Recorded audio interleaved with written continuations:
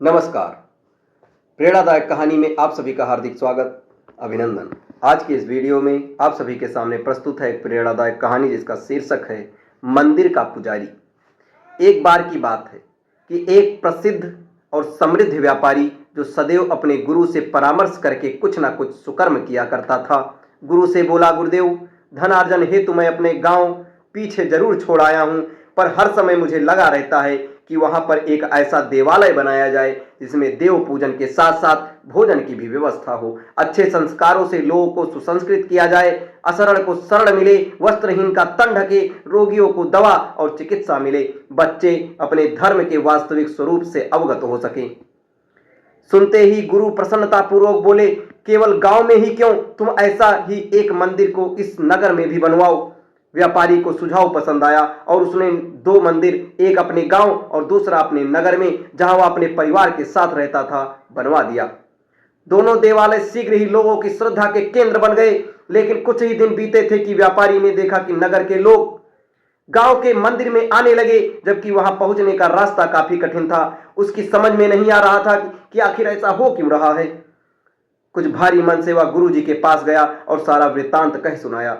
गुरुजी ने कुछ विचार किया और फिर उसे यह परामर्श दिया कि वह गांव के मंदिर के पुजारी को नगर के मंदिर में सेवा के लिए बुला ले। उसने ऐसा ही किया, नगर के पुजारी को गांव और गांव के पुजारी को नगर सेवा पर नियुक्त कर दिया। कुछ दिन बीते थे कि यह देखकर स्तब्ध रह गया कि अब गांव के लोग नगर के मंदिर की ओर रुख करने लगे। अब तो उसे हैरानी के साथ साथ परेशानी का भी अनुभव होने लगी।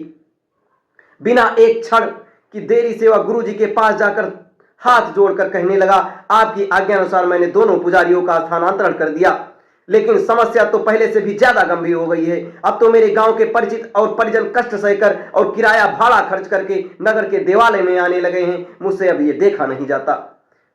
व्यापारी की बात सुनते ही गुरुजी सारी बात समझ गए और बोले, हैरानी और परेशानी छोड़ दो। दरअसल जो गांव वाले पुजारी हैं उनका अच्छा स्वभाव ही है। जो लोग उसी देवालय में जाना चाहते हैं, जहां वे होते हैं, उनका लोगों से निस्वार्थ प्रेम, उनके दुख सुखे दुखी होना, उनके सुख में प्रसन्न होना, उनसे मित्रता का व्यवहार करना ही लोगों की उनकी ओर आकर्षित करता है और लोग स्वतः ही उनकी ओर खींचे चले आते हैं। अब सारी बात सब व्यापारी के समझ में आ गई थी। दोस्तों, हमें भी ये बात अच्छे से समझनी चाहिए कि हमारा व्यक्तित्व हमारे बाहरी रंग रूपों से नहीं, हमारे व्यवहार से निर्धारित होता है। बिल्कुल एक समान ज्ञान और वेशभूषा वाले दो पुजारियों में लोग कष्ट सहकर भी उसी के पास गए जो अधिक संवेदनशील और व्यवहारी था। इसी तरह हम चाहे जिस कार्य क्षेत्र से जुड़े हों, हमारी सफलता में हमारे व्यवहार का बहुत बड़ा योगदान होता है।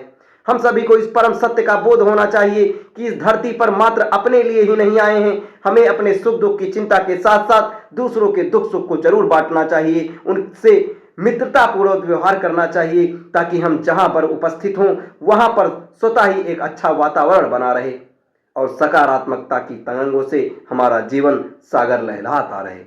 दोस्तों, एक छोटी सी कहानी थी, आपको कैसी लगी कमेंट बॉक्स में जरूर बताएं और ऐसे ढेर सारी कहानी के लिए हमारे चैनल के साथ जुड़े रहें। धन्यवाद।